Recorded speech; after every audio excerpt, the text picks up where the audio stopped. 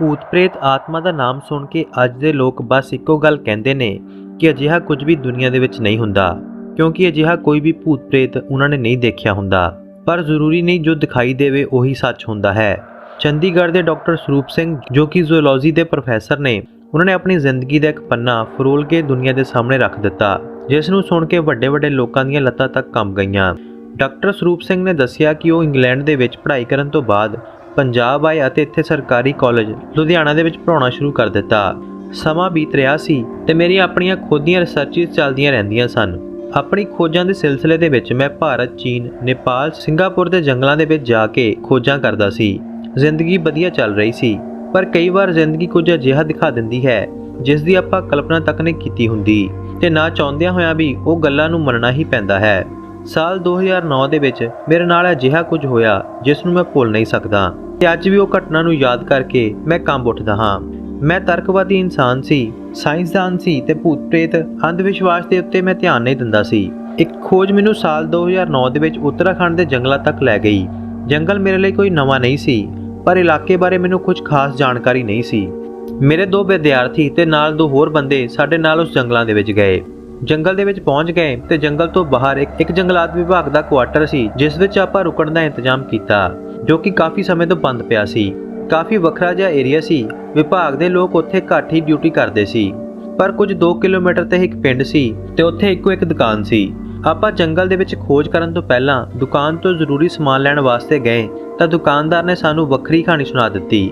ਦੁਕਾਨਦਾਰ ਕਹਿਣ ਲੱਗਿਆ ਕਿ ਜਿਸ ਜਗ੍ਹਾ ਦੇ ਉੱਤੇ ਤੁਸੀਂ ਰਹਿ ਰਹੇ ਹੋ ਉੱਥੇ ਭੂਤਾਂ ਦਾ ਕਬਜ਼ਾ ਹੈ, ਜਿਸ ਕਾਰਨ ਉੱਥੇ ਕੋਈ ਨਹੀਂ ਰਹਿੰਦਾ। ਆਪਾਂ ਉਸ ਦੀਆਂ ਗੱਲਾਂ ਦੇ ਉੱਤੇ ਹੱਸਣ ਲੱਗੇ ਤੇ ਮਜ਼ਾਕ ਸਮਝ ਕੇ ਵਾਪਸ ਆ ਗਏ। ਆਪਾਂ ਸੋਚਿਆ ਕਿ ਜੰਗਲ ਦੀਆਂ ਲੱਕੜਾਂ ਚੋਰੀ ਕਰਨ ਵਾਸਤੇ ਲੋਕਾਂ ਨੇ ਅਜਿਹੀਆਂ ਅਫਵਾਹਾਂ ਫੈਲਾਈਆਂ ਹੋਣਗੀਆਂ ਤਾਂ ਜੋ ਕੋਈ ਉੱਧਰ ਨਾ ਜਾਵੇ, ਪਰ ਸ਼ਾਇਦ ਮੈਂ ਗਲਤ ਸੀ। ਇੱਥੇ ਕੁਝ ਹੋਰ ਹੀ ਚੱਲ ਰਿਹਾ ਸੀ। ਰਾਤ ਹੋਈ, ਆਪਾਂ ਖਾਣਾ ਬਣਾਇਆ ਤੇ ਸੌਣ ਦੀ ਤਿਆਰੀ ਕੀਤੀ। ਉੱਥੇ 2 ਹੀ ਕਮਰੇ ਸਨ। ਮੈਂ ਤੇ ਮੇਰੇ ਸਟੂਡੈਂਟਸ ਇੱਕ ਕਮਰੇ ਦੇ ਵਿੱਚ ਪੈ ਗਏ ਤੇ ਬਾਕੀ 2 ਪ੍ਰੋਫੈਸਰ ਦੂਸਰੇ ਕਮਰੇ ਦੇ ਵਿੱਚ ਸੌਣ ਦੇ ਲਈ ਚਲੇ ਗਏ। ਰਾਤ ਦੇ ਸਮੇਂ ਜੰਗਲ ਬਹੁਤ ਭਿਆਨਕ ਆਵਾਜ਼ਾਂ ਕਰਦਾ ਹੈ, ਇਹ ਆਮ ਜਿਹੀ ਗੱਲ ਹੈ। ਮੈਂ ਉਸ ਸਮੇਂ ਆਪਣਾ ਨਿਤਨੇਮ ਕਰਕੇ ਕਿਤਾਬ ਪੜ੍ਹ ਰਿਹਾ ਸੀ ਕਿ ਅਚਾਨਕ ਹੀ ਮੈਨੂੰ ਅਜੀਬ ਜਿਹੀ ਆਵਾਜ਼ ਸੁਣਾਈ ਦਿੱਤੀ, ਜੋ ਕਿ ਨਾ ਹੀ ਜੰਗਲ ਦੀ ਸੀ ਤੇ ਨਾ ਹੀ ਕਿਸੇ ਜੰਗਲੀ ਜਾਨਵਰ ਦੀ। ਮੈਂ ਧਿਆਨ ਨਾ ਦੇ ਕੇ ਆਪਣੀ ਕਿਤਾਬ ਪੜ੍ਹਦਾ ਰਿਹਾ।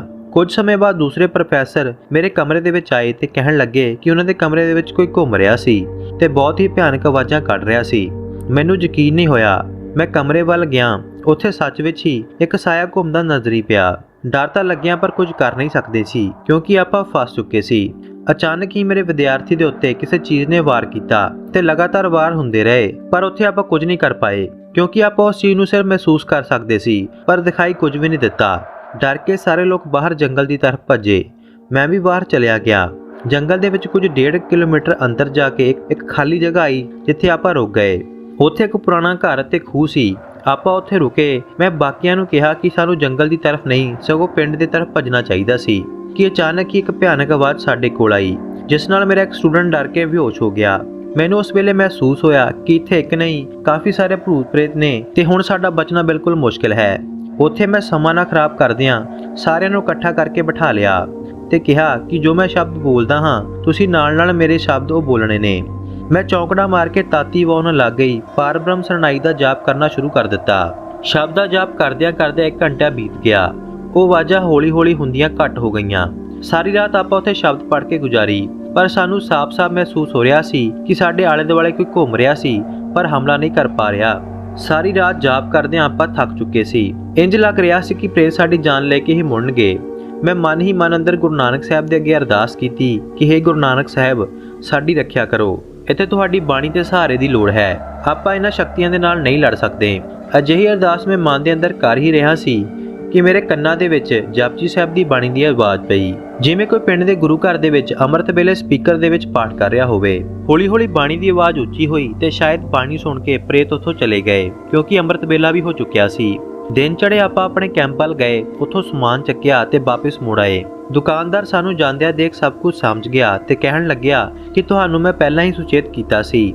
ਮੈਂ ਉਸ ਦੁਕਾਨਦਾਰ ਦੇ ਕੋਲ ਜਾ ਕੇ ਮਾਫੀ ਮੰਗੀ ਤੇ ਧੰਨਵਾਦ ਵੀ ਕੀਤਾ। ਦੁਕਾਨਦਾਰ ਨੇ ਕਿਹਾ ਕਿ ਤੁਸੀਂ ਰਾਤੀ ਬਚੇ ਕਿਸ ਤਰ੍ਹਾਂ। ਮੈਂ ਉਸ ਨੂੰ ਸਾਰੀ ਗੱਲ ਵਿਸਤਾਰ ਦੇ ਨਾਲ ਦੱਸੀ।